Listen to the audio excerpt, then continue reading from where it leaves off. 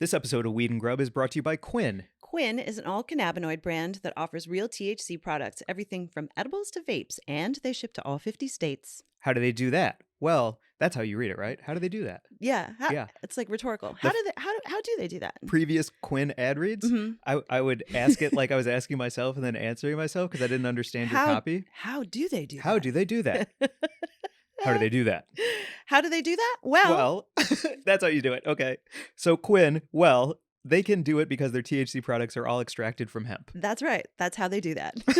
All their products are third-party tested, and they use pure, clean ingredients to give you a quality buzz. Check out Quinn online and use our promo code Weed and Grub at checkout to get 25% off your next order. Visit myquinn.com, that's myqwin.com, and use code Weed and Grub at checkout to get 25% off Quinn's edibles, vapes, concentrates, and more. How do they do that? How do they do that? Oh, it's because you can get it legally in all 50 states and use our code. 25% off is a good deal, too. I know. It's a How great do they? deal. How do they that's do how that? they do that. Yeah. Quinn. I feel amazing. I feel absolutely fantastic. I was trying to think of how to start this one because we recorded our chat with Reggie before this intro. And so I'm microdosed up right now. But in the interview, it's almost like Reservoir Dogs. This is like a Reservoir Dogs situation. Oh, yeah. I thought you were going to say Memento, but I know what you mean. All the things. Yes. All the memories. It's all reverse. The folds. We're high now from something that you're going to hear in a minute. And now. At the same time. Yeah. These and capsules. Past me is real happy with now me. That's great. Yeah, past you being happy with present you. Yeah. And future you, as far as I can tell. My future self is very happy about this moment. Oh, is it rubbing its hands together? Yep. Like, here I come. You're going to have a great day. How's it going, Mike? I mean, it's great. Yes. It is a great day. It is a great day. Welcome to Weed and Grub, everyone. This is, and mushrooms. Welcome to Weed and Grub and Mushrooms, everyone. This is a podcast about comedy. Cannabis. Mushrooms. Culture. Cooking. And wait, you did it and weird. Calling shit out. Oh, I was going to say mushrooms at the end. Comedy. Cannabis. Culture. Cooking. Calling shit out. And? Mushrooms. Yeah, it is. And it's great. I was talking with Mary. Carry on. As this episode, or as we were walking out to get pictures. And because there's lion's mane in the capsules we took, I didn't know that those are focus forward. I didn't either. I had never learned that. So like I was kind of nervous about recording the rest of the day because I didn't want to just be like a giggly mess the whole time. But the idea that there is a mushroom out there that can make me feel like this and help me with the focus I need to do a day the way I want to do a day. Yeah. Man, that's a blessing. It truly is. When we were chatting with Reggie and he was saying that, for a long time he was taking Adderall to focus, and that then he found that mushrooms worked. That just I was so heartened to hear that, because I have used microdose mushrooms like to sort of get out of some like mental ruts that I've been in and so on, but I've never used it as a sort of like a focusing, working substance. And I feel so good right now. Yeah. And I really do. I feel very present in an awesome way. I feel like I'm very aware of all my skin. Cool. Even the webs? What webs? Like the between the fings. I don't have webbed fingers. That's not what I know about your joke. Oh, yeah. I did date a girl who had webbed toes. Yeah. And I dumped her because of it. Mike. I had to. Like genetically, like I think that we are here to reproduce and have a great time while we do it. Absolutely. And I know I'm never going to have kids, but I also know I don't want to mix with that DNA. Do you know what I'm saying? It's terrible. It's not, though. I think that's reasonable. Like, there's no, like, that shouldn't be around anymore. And what was your joke about when she would paint her toenails? Oh, it looked like a fin with baby teeth. Because she painted her toenails white? Painted her toenails white. Wow. You gotta go. You gotta Sorry. do it. Well, these mushrooms are great. I think that brings us to our news story. Oh, yeah. Let's get to the news. The Grub Gazette, which, in honor of our guest and of today, is a psychedelic story. And it's from the BBC. And it's about a study that shows that psychedelics free up the depressed brain. I'll tell you what, as somebody who has a clinically depressed brain. Yep. Pretty untangled right now. Yeah, awesome. I have a diagnosis of PTSD, and I feel zero anxiety right now. It's nice. Fucking awesome. So I'll just read a little bit. It says psilocybin, a drug found in magic mushrooms, which we know appears to free up the brain of people with severe depression in a way that other antidepressants do not, a study has found. It was based on brain scans of 60 people, and The findings were called by the study author exciting and important because it's could change the world with this medicine that may be available at some point. But as we talked to Reggie as well, like legalization is a tricky thing. So and grassroots, like getting yeah. out there, shouting it out, like throwing an event that will bring a community together. Yep. I feel like 60 scans is enough though to get like a solid That's a good ratio of like sample. people, like Yeah. people, we're all the same. So the idea that you can see the illumination of 6 out of 60 of those and make like a case for scientific backing on why Yeah. mushrooms rock, I'm all about that. Yeah, I mean, obviously, millions more studies to come, but it's great that they're starting to do this and talk about it in mainstream media. That this is no longer a sort of a fringe science. That people are really paying attention. Largely, I think because corporations are paying attention, and Yeah. we get into that as well. But whatever it takes to get the message out, and maybe I don't agree with that. help people Whatever it understand. takes, not yeah, whatever well, not it whatever it takes, but takes. like we want more people to understand that they have plant medicine alternatives. That's just that's all we really want. Right. I Right. think we'll also to have a great time. Yeah, I don't know. I oscillate between being really highfalutin and being like, we're gonna change the world, and I do believe that we can change the world, and the world is changing because of people who work hard and stand by what they believe in. Yeah. But also, I'm finding that my threshold for what I'm willing to do to make that change is starting to change as legalization of everything comes forward. Like I'm starting to be a little bit cagey about things getting into the mainstream media. Yeah. Like Right. I'm all about like, yeah, we got to get the message out there, but also like kind of fuck the mainstream media. Like what are we talking about? We were talking before this about how pharmaceutical commercials are on TV here and they're not anywhere else in the world, right? Like yeah, what we were the talking about this on the fuck? way here. Yeah. I actually saw a TikTok of a girl who I think she was Dutch and she was visiting the US and she was like, "Hey everyone, I just want to give you a little context. The amount of drug commercials that you have on your TV is fucking insane and doesn't happen in my country." And I was like, "That's right. I've forgotten living in a country where that's not the fucking norm. Is that big pharma's constantly advertising to you. Do your knees knock and sometimes you itch? Yeah. Does your leg twitch at night? Then you have RLS. If you blink between 64 and 100 times per hour, you might need this pill. So count your blinks. Make sure you're not blinking between this range. Oh my God. Totally. Which also, I love that it's Dutch because that ties right into our chat with Reggie. Off jump. That's awesome. Yeah. Love these connections, mushrooms. The Dutch are enlightened people, largely, but there's also a right wing and fuck them.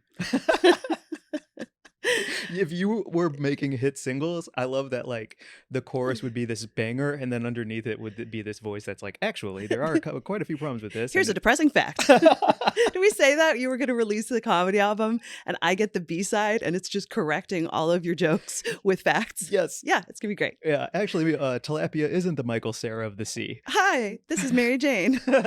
I'm here to tell you why Mike's joke is factually incorrect, and I'm not funny about it. But I think that would actually put it on the Billboard charts. Right? We should do this. This might be a sleeper hit.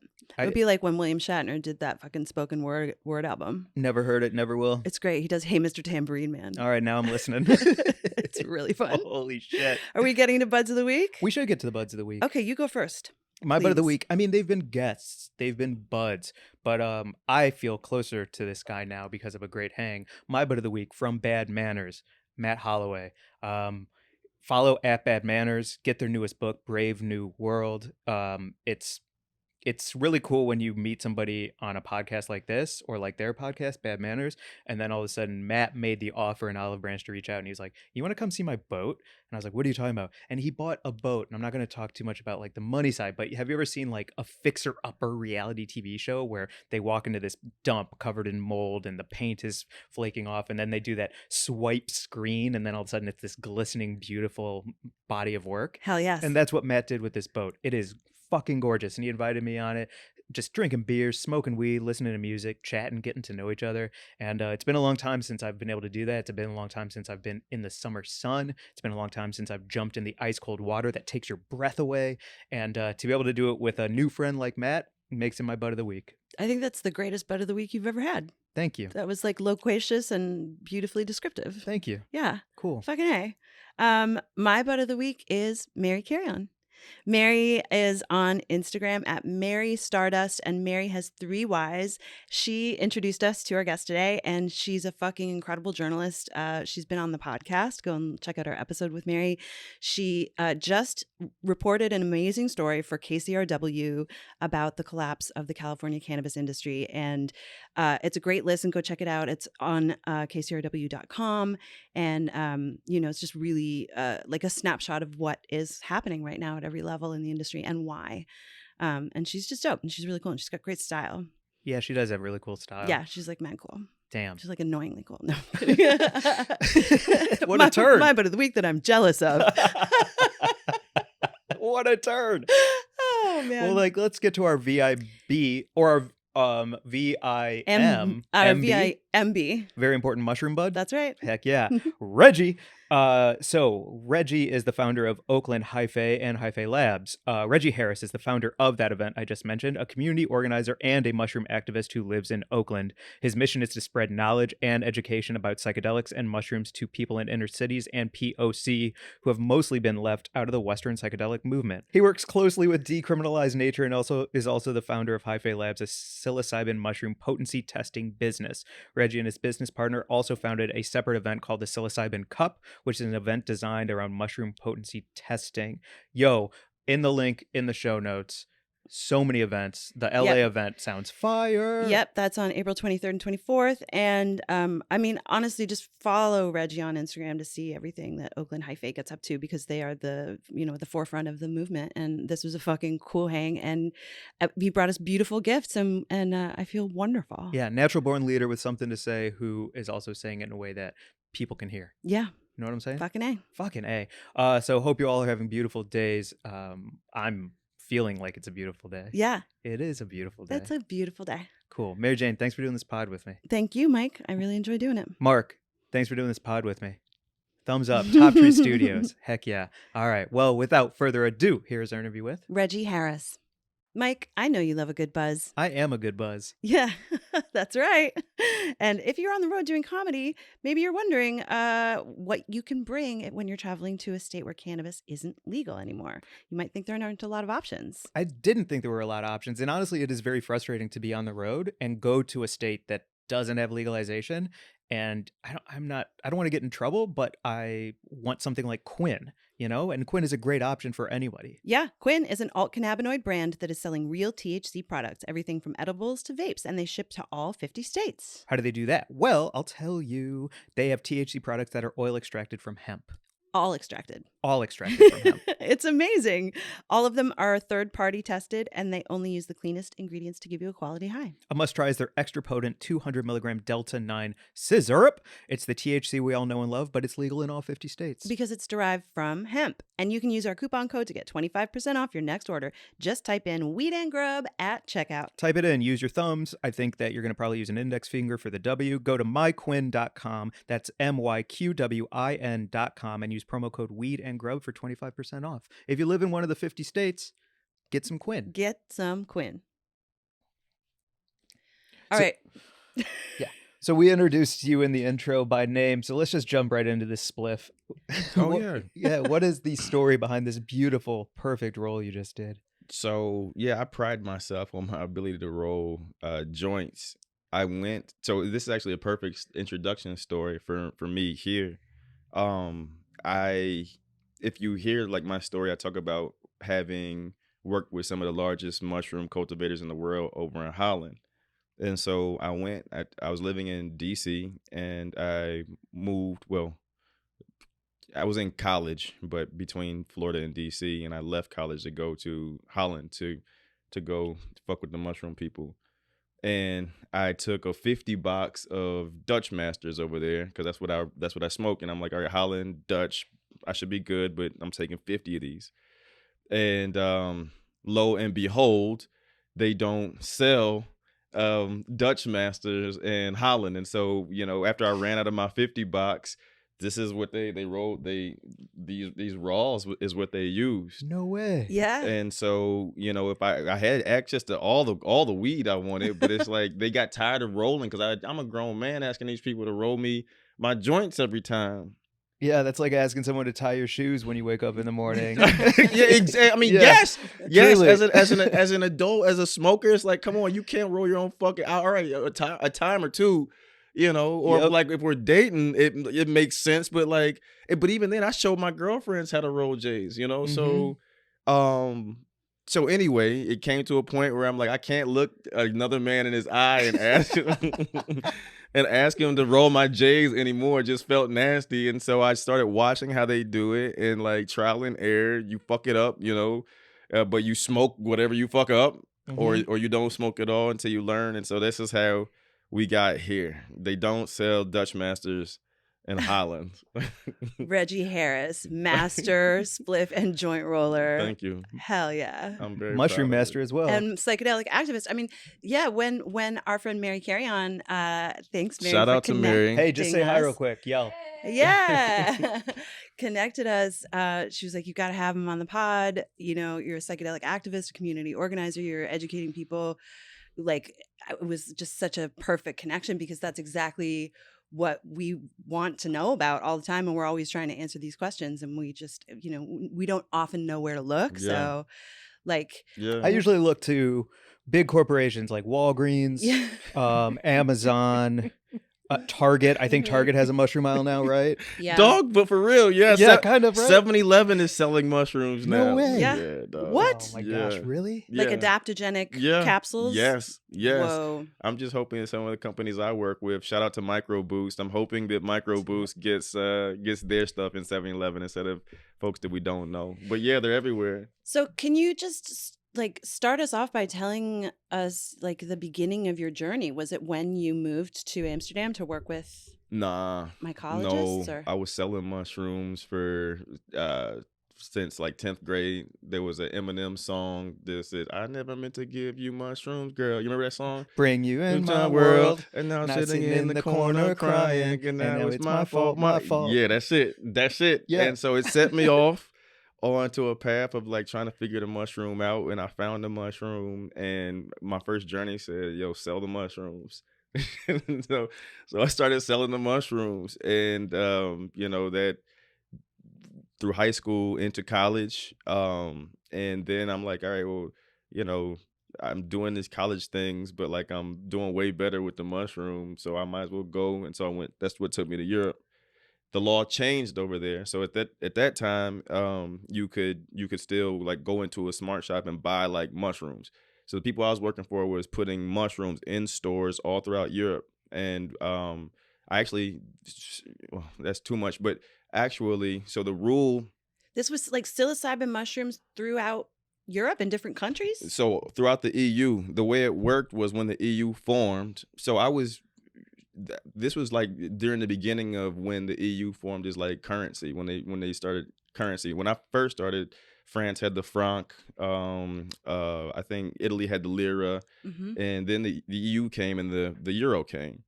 And so within that trade agreement, the rule was if something is viewed as a foodstuff in one of the EU countries, it has to be able to be sold and traded freely in all of the EU countries. Wow. And so in Holland, which was an EU country, the mushroom was a food. Therefore, by way of the treaty, it could be sold throughout Europe. And it was a huge point of contention. Yeah. Because the politicians weren't making money off of it, and that was a problem that was the contention. Like, it was a government contention. Well, clearly that and some religious stuff. But Oh, like, sure. yeah, Yeah. you know, Of course. yeah, but generally, like, if you pay the state, you pay in the church. So, you know, it comes back to you not getting the politicians not getting the money. Interesting. And the culture in Holland is not reflected in a lot of the other countries that you mentioned, like France or Italy, or those are pretty conservative as far as psychedelics are concerned, is my understanding, right? Absolutely. Yeah. One of the first countries that come to mind that gave one of the biggest pushbacks was Italy. Right. Really? Yeah. Doesn't the Pope live there? Yeah, and that guy's Say- a bummer. I feel like he's like so close to God. He's like one mushroom away from like really touching base. And he had the Pope was the people that was the person that brought us the mushroom. Let them tell it, you know. And I actually, I do feel like, again, they have a reason not to want people to really have the mushroom. You have a whole country that is yours, the Vatican, you know, and it's prime property in the middle of fucking Rome. Like, yeah, I wouldn't want people to have access to something, open their mind up to thinking, you know, maybe this dude didn't, or maybe if the dude did die and come back after 3 days, it might be more metaphorical than literal. Yeah. Definitely. Yeah, I feel like psychedelics don't go with doctrine very well. You know, like that's not man-made doctrine. yeah. You know, it's funny when people get into the mushrooms, we all have this, when we have your journey, people all feel closer to God, but like that's on their own. That's the relationship they have with the medicine. That's not anybody else facilitating it. And sometimes people feel more comfortable in group settings with people facilitate it. But like, nah, for me, I've been fucking with mushrooms for over 20 years and I never sat in one of these fucking group ceremonies. I won't, because I have my own relationship with God through the mushroom. Do you have a type of journey that you like to take yourself over all others, or are you just open to what the day is bringing your way?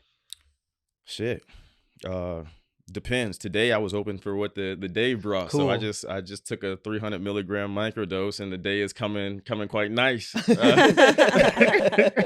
You know, it feels good. But if I'm trying to do some of I hate when people say the work, fucking work. But, you know, if you want to do the inner work or whatever that you want to talk about, you have a decision that you need to make, then I'll take it up and I'll, you know, take 3.5 grams, 4 grams. But even for me, the way I do that is alone. I make sure I have, you know, a bunch of J's already rolled. I might want food. I might not have food, but I want to have access to everything that I'm going to need to have comfortable. The music. And then that's my personal process for that. And so to answer your question, to do a larger dose for me is more structured, but to do a microdose is, you know, I could do a microdose and sit here and talk to you all day. I could talk to you all day too. Yeah. I'm not microed yet. I know it might be coming. You should take some I brought y'all some microdoses. A friend made these are microdose soft gels. These have a very, very special blend of albino penis envy. Grown from a craft grower that I know. I did not cultivate these. Before we go further than that, I've never heard of albino penis envy, and at first I thought you were making a joke, but now I'm learning that's like a name of a mushroom, or it's a joke.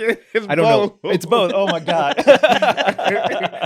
So yeah, so albino penis envy is a very coveted type of mushroom, and the reason it looks that way is because it does look like it comes off looking like a penis. I'm gonna look it up. Yeah, Cool. It does look like a penis. It's a very distinct. It has a thick shaft, and then almost looks like a circumcised penis at the top. But and they're white, sometimes blue at the top. But the interesting thing about these particular mushrooms is that I haven't really talked about what the fuck I do, but we have a company called Hyphae Labs where we run the psilocybin cup, and we own one of the only potency testing companies mushroom potency testing companies in the country. And through the research that my partner Ian Bollinger does, we have theories of why. We've developed theories as to why albino penis envies are more potent. And one of the reasons is that they don't drop spores. Albino penis envy is a mutation of a certain type of cubensi mushrooms. Typically, when most mushrooms grow, when they reach full maturity, they drop spores. And we theorize that generally the ones that drop spores that are of cubensi variety typically are less potent than the cubensi varieties that don't drop spores, like Enigma, like albino penis envy, like penis envy. So did you say that albino penis envy is a mutation? Yeah. It's like Does it not look like a little penis? It looks like a fat. Looks like my. Familiar, Mike? You know, but people love them. I love to grow them, but they're very difficult to grow. They take twice as long sometimes to grow.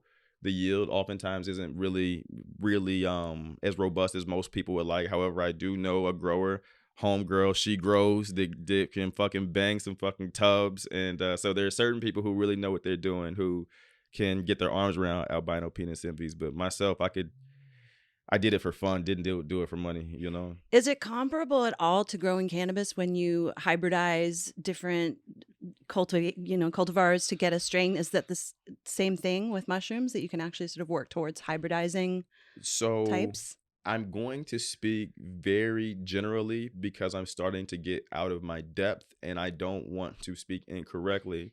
I know that it is not as easy to, because I try to get into genetics and it's just not as easy to manipulate mushroom genetics as it is cannabis. Like you have to have microscopes and there's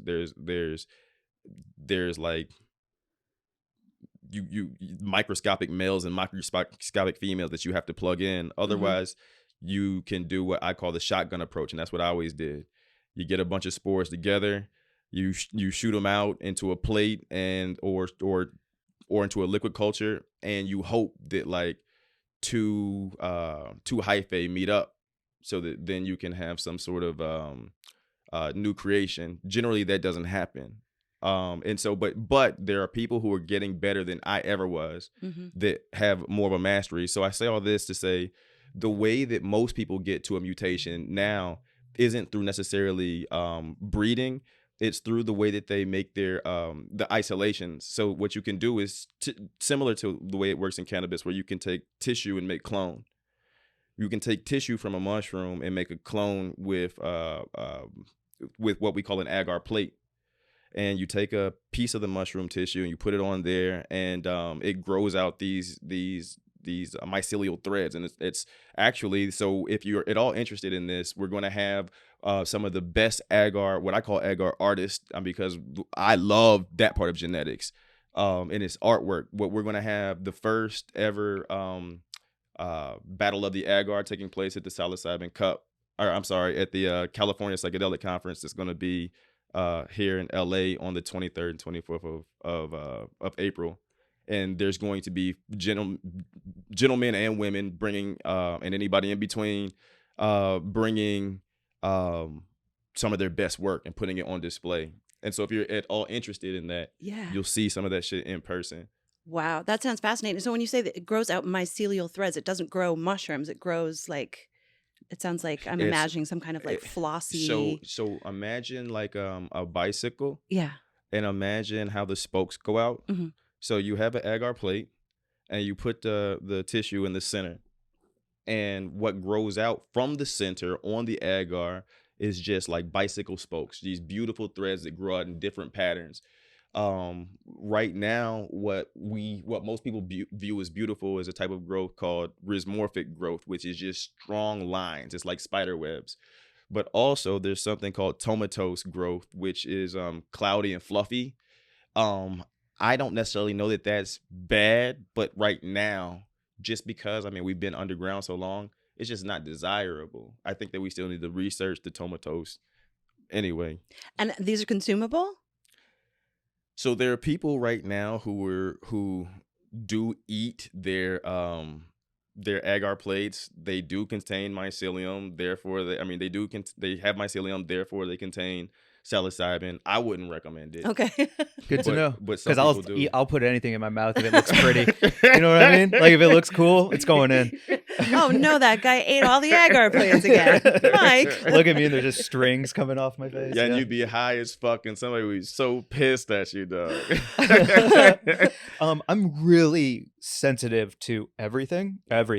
But I mean, if I'm gonna be in your presence, I would love to take a nibble of something sparkly if that's possible. No, I want y'all to. I want cool, because I know we DM'd about it, and so now we've got it. We have it locked in. The truth is the truth. If I say it's locked in, the truth is the motherfucking truth. Yes, this is the first on this pod. What I brought here is gifts. I made these microdoses myself. This is what I took. It's 300 milligrams, mix of lion's mane and magic. This is a very special mushroom that is not domestically located, not domestically sourced, but it's famous. It's called Camberger. It's hard to find, and I can't find any more of it right now. So that's what this is. Wow. Jinx. These are albino penis envies. Apparently, they were gifted to me from a person that I saw right before I came here.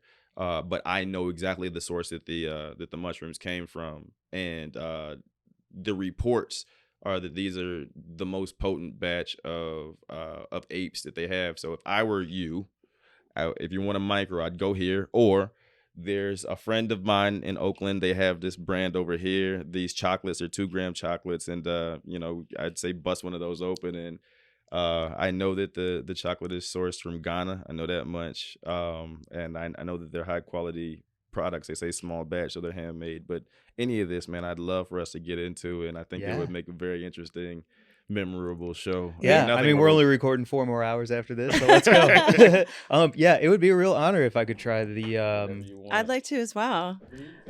This is magic, That's magic, yeah. Mhm. and I can, if I try one of these, I'll be good to go. You'll be just like me. I want to be just like you.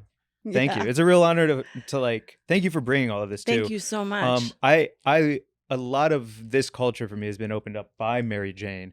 I was that like asshole kid running around St. Louis and Chicago, just like popping these things, but not taking the time or honoring the like what it can be. Yeah. I would just like do this and then go like to Taco Bell and like leave like sauce packets all over the counter like an asshole. You know what I mean? And so I like really need to be around someone like Mary Jane to understand like what this can represent and what hopefully it does represent. The more we can like have these conversations and get it out to the world so that the world knows. I mean, I guess you can call it a drug, but I think there's bigger pictures here. Yeah. Yeah. Cheers. Thank you. Cheers. Yeah. Thank Wait, you are so you much. done? Yep. Touch tips. Okay. Oh, shit, give me one more then, goddamn. Yeah. it. Yeah, let's all touch Thank tips. you. Let's all touch albino. Oh, I follow mine already. Don't worry about it. Mm. Salute. Salute. Thank you. So on that note, something that we get asked a lot because Can I get into this? dig Oh into my God, everything, yes. snack I'm away. trying to be good, but I'm listening. Nah, man, We got snack away. popcorn. We've That's why got it's carrot here. cake muffins. We've got a charcuterie board that we put on a rolling tray. We've got broccoli and hummus. There's some cornichons. I'm gonna get into one of those later. Yeah, I got those for you actually. You did? Yeah, I knew you know I liked love like a pickle. exactly. A cold crunch? Bro. Can't be on. beat. Sorry. I don't know how often you get asked this, but we get asked a lot when we talk about everything from Molly to mushrooms to weed to every like ketamine sometimes. Like the big question is like why? Like there's so much out there. Like why is this important to you? And my answer has gotten distilled down the more I've explored it and about why it's important to me. So I was just gonna like, if it's not too deep of a question, I was gonna ask you like, why is this your thing? Why is this your path, do you think? So I can't get into like the high level of it. I don't know. You know, I found a way to support myself, and through it, I found a way to do good work. And then beyond that, I found a way to, you know, me and Mary was talking, and if you at the Emerald Cup, I gave a talk a little bit about, you know, I was, in order for me to have a regular job, like, I community organized for a really long time, like for a check, and I loved it. I felt good about doing that shit, but I starved when I did it, and I had to take like Adderall and Ritalin to like, in order to make my deadlines and get up every day, and you know, and then the amounts would keep going up and up and up.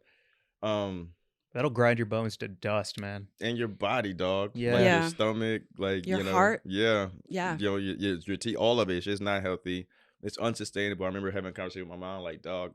Well, I didn't call my mom dog, but it's like, Mom, like, I'm gonna have to take this shit forever. And she's like, you gotta do what you gotta do. And Yeah. that's the reality of it. You had to do what you gotta do. But one of the larger for me benefits, the why is that this is one small way to take money and profits out of like big pharma and give people healthier ways to heal themselves. So we could start there. You know, anywhere between, for me it was ADHD. Some people it's like depression, some people it's like anxiety, but like you can do this yourself. One person with a little bit of spores, you know, and a small closet space can produce enough medicine in one flush for a year. You know, I mean, assuming they're not fucking, you know, partying heavy, and if they want to do that, they can do that too safely. You know, it's more safe than, in my opinion, anything else. You're not smoking anything. You know, you're not being overly intoxicated in terms of like alcohol and having liver damage. The shit comes in, it goes out, doesn't last for too long, and so it's like it's a very body friendly thing to just get into. And then again, like there's, there's just the economics of it. There's right now things being decriminalized. There's ways for people to be able to support themselves and whole communities, just and not only through the psychedelic side of the mushroom, but like right now, the price of cordyceps and lion's mane is higher than the price of magic. Really? Yeah, and Wow. going up. So like it's just there's economics. You don't have to. College ain't for everybody. Yeah. You can plug into this. You can sustain yourself. You can sustain a family. You can build something on it just through getting knowledge of how to move around in different skill sets. You can find something that's nourishing to you and not like plug in and tap into the matrix. Uh-huh. Yeah. Damn. You work with decriminalized nature. Is that right? Yeah, I consider myself a large ally of decriminalized nature. They offered me, so I chose not to sign up officially with them because I like having my autonomy to move and influence the conversations in terms of policy through all these different groups. So just like I work with decriminalized nature, and Carlos Plazola and I have a very good relationship. I also work with I also work with Dave Bronner and New Approach, not inside of them, but like they call me when they run things by. I talk to them if like, hey, on this side, this is what we're gonna do. Maybe we can get some sort of synergy there. And so I would say that I work with anybody who is willing to listen to what I would say I advocate for is like the legacy folks and the common folks. There was an initiative that just failed, and it was called the psilocybin mushroom initiative, and it was crafted, as pretty much a giveaway to big business. It would have put my testing lab and a whole bunch of other people like me out of business by way of law, and it would handed things over to people who were already breaded up and people who had a lot of money. It was a move to basically legalize psilocybin. Yes, it was. In California. Yes. And it would have fucked it up, just like legalizing weed. Yeah. Fucked that up. Yes. Right. Yes, it would have. It would have. There was no, but even so, I listened to some of the stuff that y'all were doing earlier this morning, and y'all were talking about the carve outs that were being in cannabis, the carve outs that they had for legacy or either acreage block. You Right. couldn't have over a certain amount of acres, Mm-hmm. and then Newsom came in and took it out, and it that didn't even have any fake safeguards. Right. Like what they were putting with the psilocybin mushroom initiative, it didn't even have any fake safeguards. It's just like, yo, and so I say all that to say that failed because the people weren't behind it. And I think with the mushroom people looking at the way that things happen in cannabis, like we know that we have the power right now. And the minute we open that door to legalization, we lose it all. The cat's out the bag. And unfortunately, we had to watch what the cannabis world is going through. But I feel like we're way more active at an earlier point, and we have something to like. Cannabis bruised its knees so that maybe we can learn from those mistakes. Wow.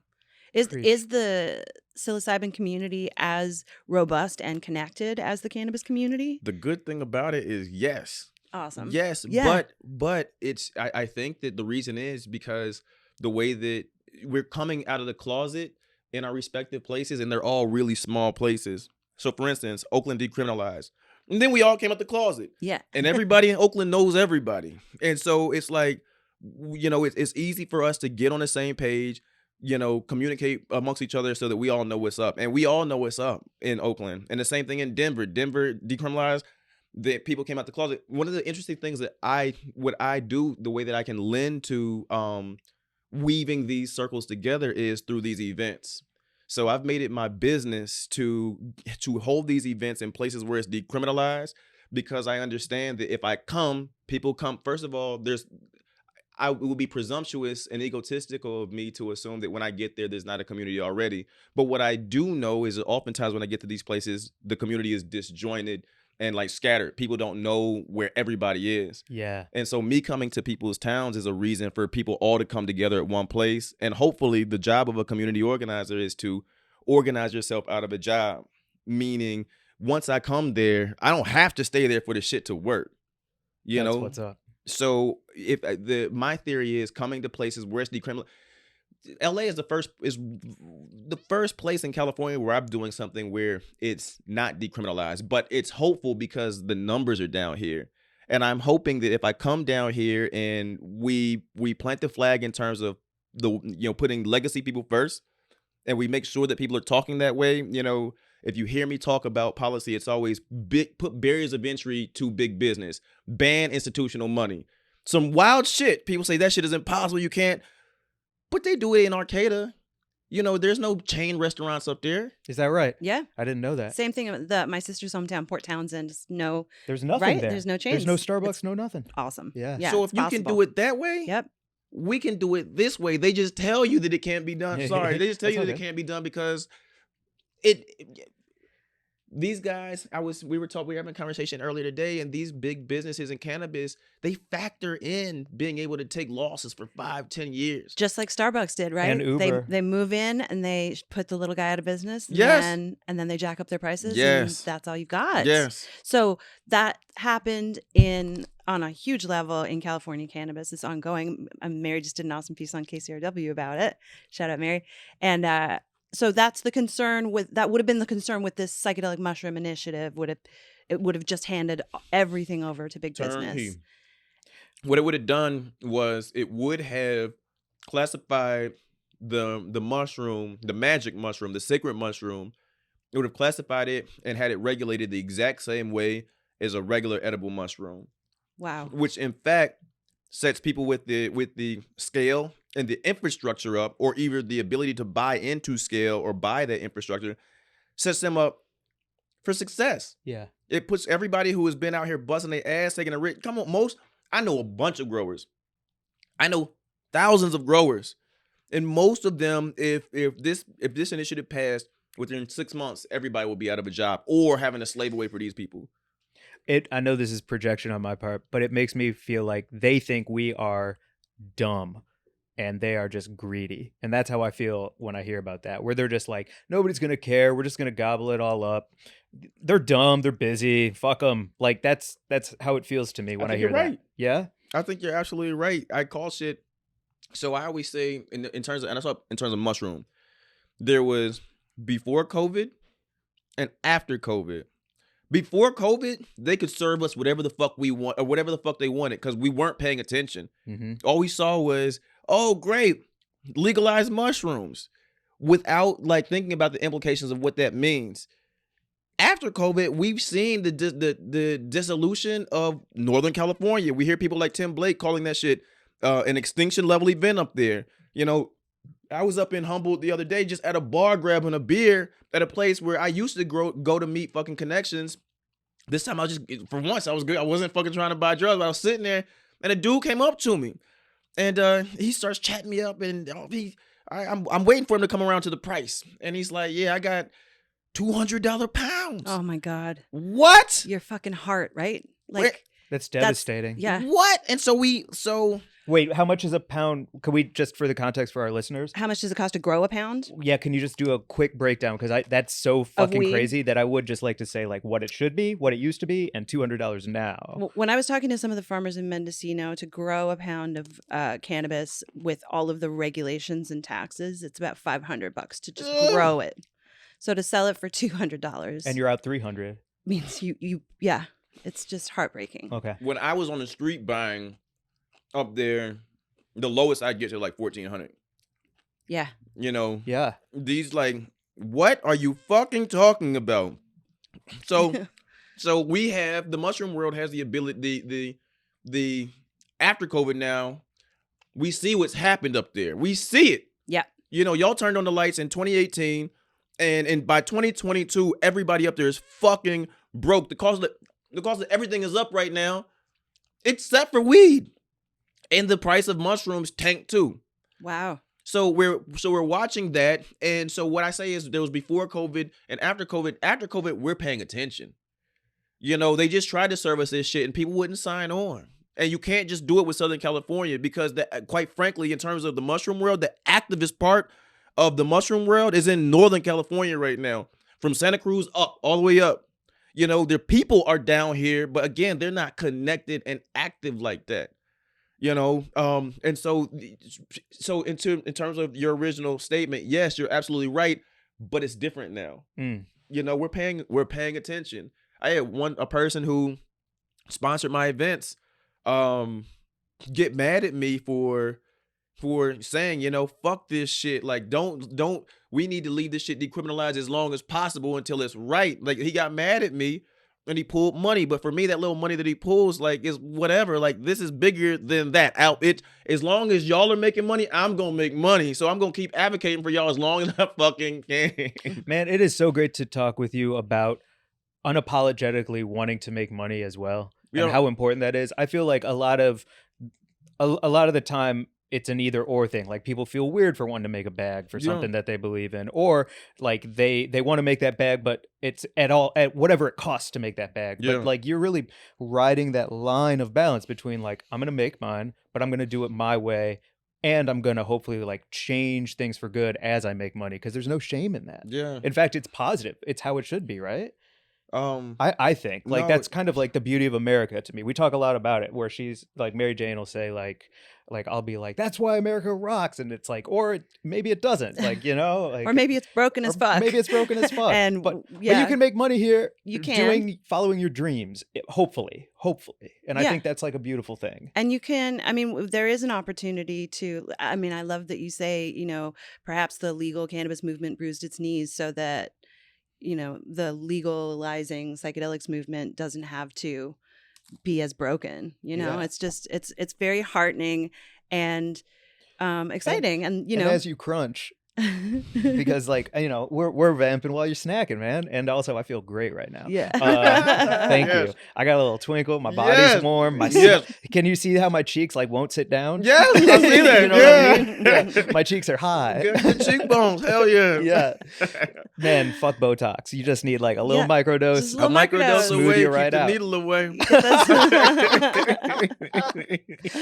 I think the other thing that I love in speaking with you is how you're not trying to like other areas. You're not trying to be like, weed is this and like mushrooms are that. Like, you're not trying to put anything in opposition of each other. You're saying there's like room for all of it, but for you, like, mushrooms is the game and that's where your lane is. But you're not trying to also like talk shit about alcohol or talk shit about anything else. And I really appreciate you just like kind of keeping all the balls in the air and respecting everybody's choices like that. Because I've talked to some people who like the only way they can get their message across is to talk shit about other things. Some of the people in the cannabis community are some of the most judgmental motherfuckers I've ever met in my whole life. Like, there's a lighter on the table right behind the popcorn.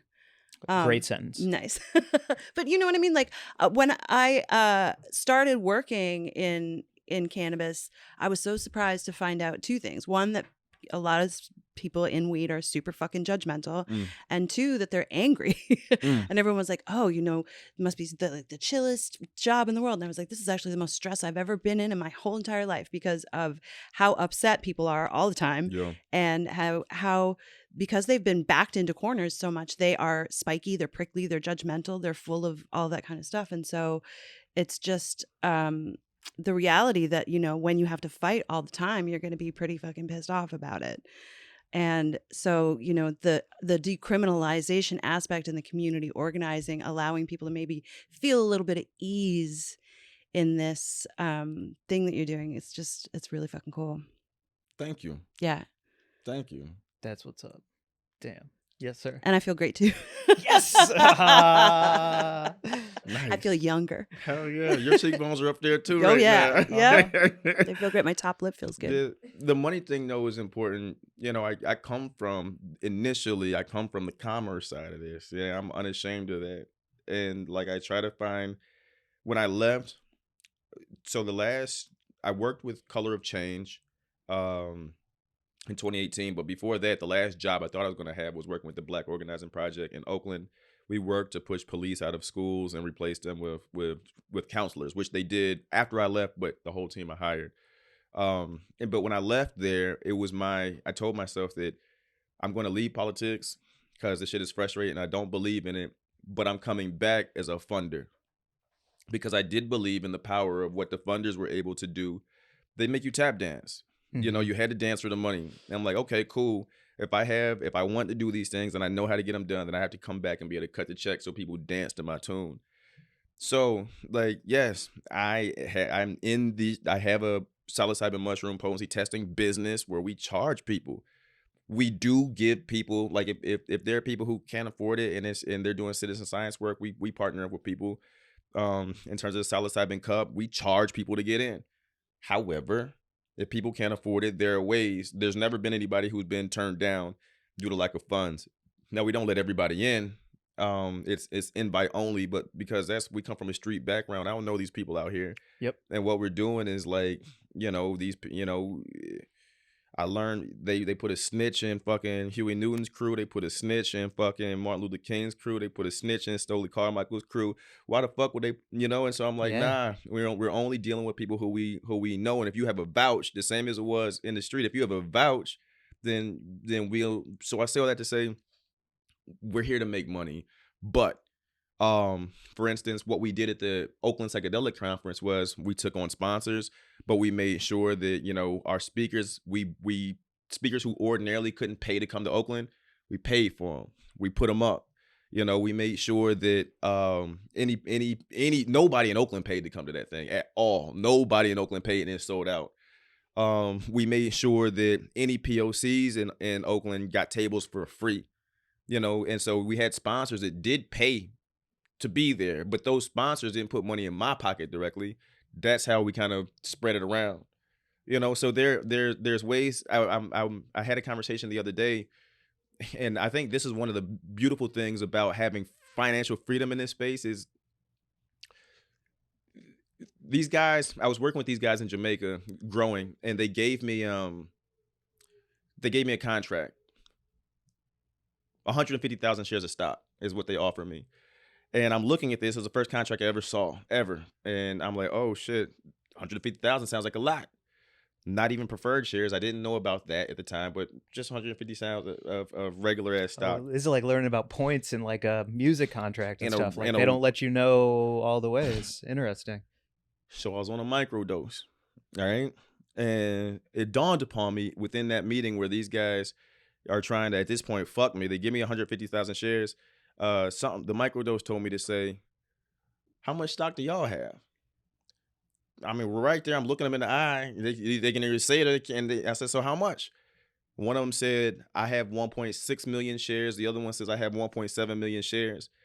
Now, these are two white guys, neither of whom know how to grow, or at least neither of whom know how to grow as well as me. We're working in Jamaica, an all black country where we've already been, and the people there already say they want to deal with me.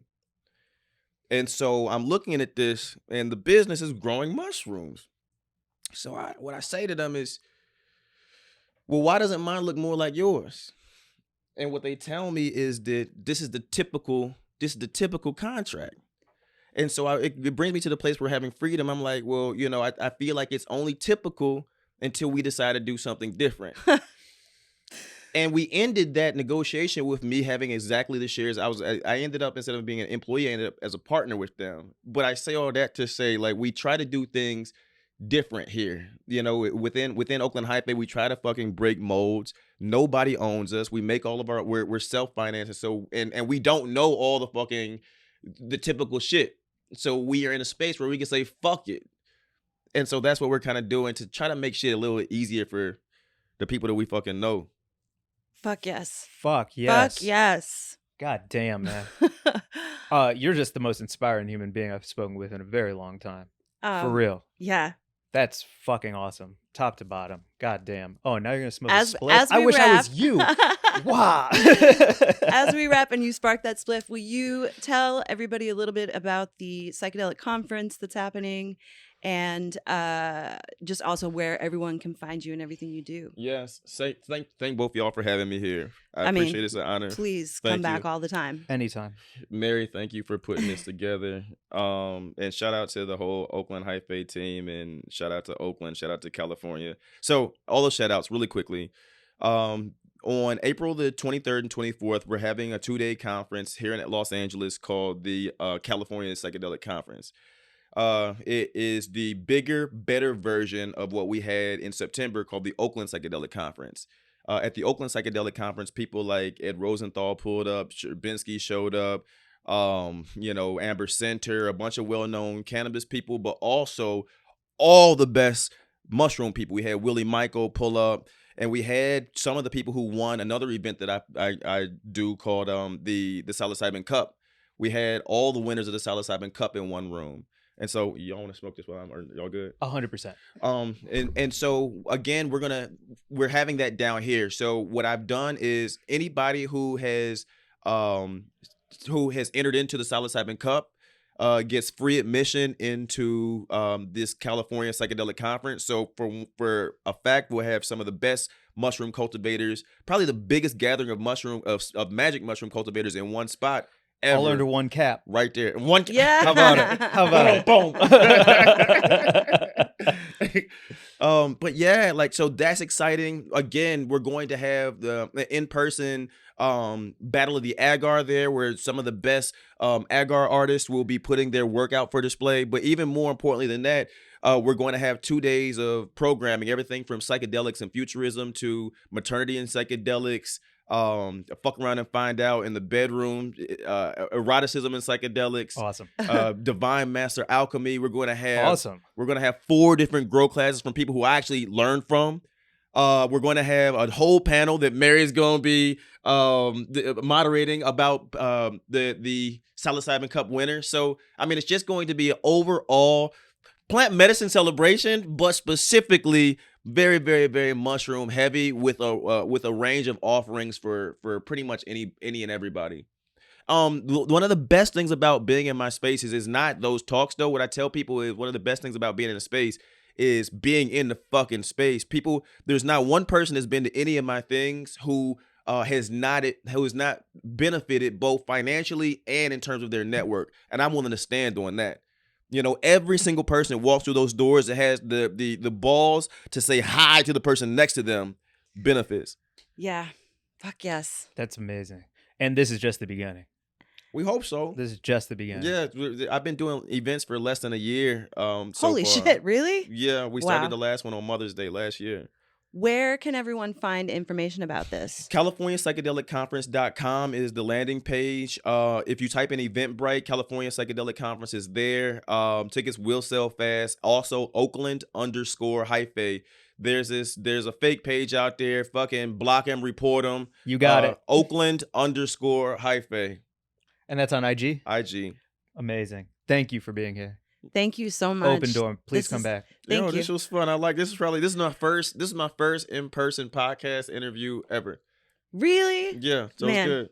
Thank you so much. Thank you for making the trek and for the gifts and for sharing that awesome spliff with us. This has been so fucking great. And you can find us on the astral plane anytime. We're very available. So just, meet us there. Or you can follow us at Weed and Grub on Instagram. WG@weedandgrub.com is our email.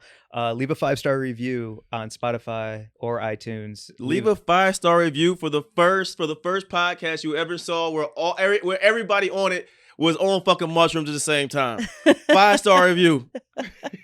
I gotta go after that. Bye, everyone. Bye.